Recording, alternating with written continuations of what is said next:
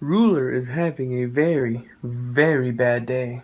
Look, man, you can say whatever you want about Ruler.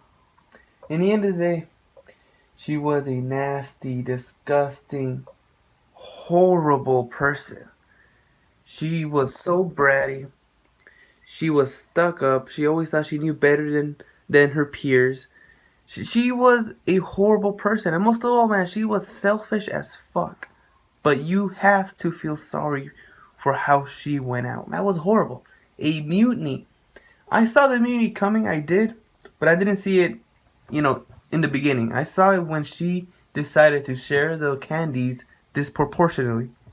That's when I thought, alright, these girls are gonna think of something. Maybe they're gonna not protect her. Maybe they're gonna leave her group. But no. They did a 180. They killed the girl. They killed her. They doomed her. Most shocking of all, Swim Swim is behind all this. And what's even more shocking is that Nemarine, in retrospect, killed Ruler. Because the girl that Nemarine visited was Swim Swim. Nemarine gave the inspiration to make Swim Swim make this decision. This anime, man, this anime is pretty freaking good. It is probably the black sheep of this season, man. It is a very underrated series. Few people are watching this. Seriously, like it's at the very end when you sort out my anime list. It's at the very end, man. In score and in members, and it's very sad because it's a good series. It's a very good series, very enjoyable, very fun. A lot of twists going on. Ruler's squad tried taking candies from Snow White and La Pucella. They distract La Pucella. They succeed in taking Snow White's candies. Not all of it. Not all of it. They take some of her candies. She had 50,000. That's a fucking lot. They take away half. She tells everybody about her plan. How she's gonna make Ruler be in last place. So she distributes the candies among the four of them without Ruler knowing. Then we get that scene where she finds out, and next scene, man, she's on the floor bleeding, which confused me because didn't Fav say they died from heart attacks? So why is she bleeding? Does every girl die differently depending on her magic, on who she is? So that kind of confused me a little bit, but yeah, she died. It was actually more saddening seeing that she was bleeding like that. Like she didn't even get any last words. It was just so sudden, so fast.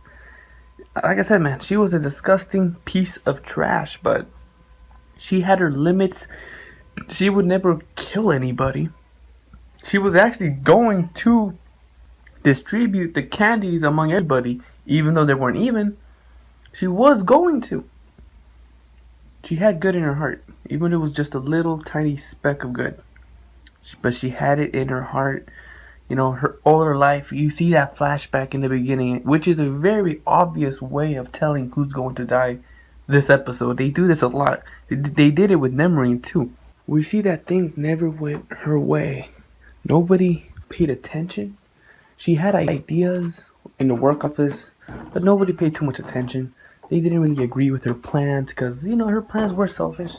They involved other people getting hurt. So obviously this made her the person she is. So you could relate to her at some certain extent. And regardless of what you think, man, she never had a happy ending. And just seeing her get betrayed like that, man, like it was bound to happen, but it still sucks seeing how she went out. That's just how I feel, man. I do feel bad that she was the one to die so soon. So soon. You would expect she would have probably been like one of the key players till the end. But no, that's probably going to be left off for Calamity Mary, which we see in this episode. She's ruthless as fuck. And yeah, I can't wait to see what she's going to bring to the table. But yeah, man, that is pretty much the episode. There's been a mutiny. Swim seems to be the mastermind behind all this. Ruler died. The twins suck. I want them to die so bad, man. I do appreciate the fact that Dama was crying. It shows some emotion, some humanity. Same thing with Swim Sim. Not enough of an emotional reaction, what I would have expected, but she did cry at the end. She buried her body. It was just sad seeing that, man. It just seemed like she was never important. It just felt like she never mattered. That's how the anime portrayed her character, and it's sad. It is so sad. But some other stuff happening, man.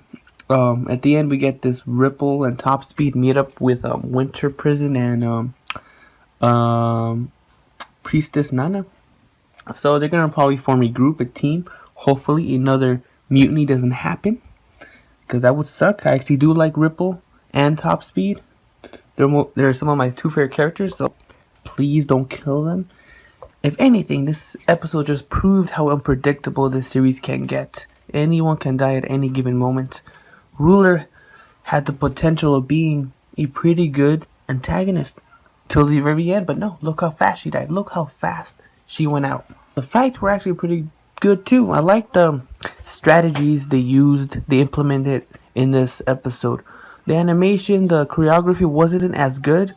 The flow to the fights wasn't good. There was a lot of still frames. There was a lot of build up. It wasn't good, but I do love the strategies they implemented. Like La Pucella using her sword as a bridge for she wouldn't fall through the hole. That was very nicely done. But other than that, man, it was just like just shouting and hitting each other. But it was still good. It was still good. And at the end, we get introduced to the new magical girl, the goth girl, who is looking for Snow White. So most likely she knows who she is. Probably friends, maybe one of her friends we met in episode 1. That'd be interesting. The twins, they could transform to animals. That's their power. What do you guys think, man? What did you guys think of Ruler's character? Do you guys agree with me or not? Let me know your thoughts down below. See you on our next video, guys. Sayonara.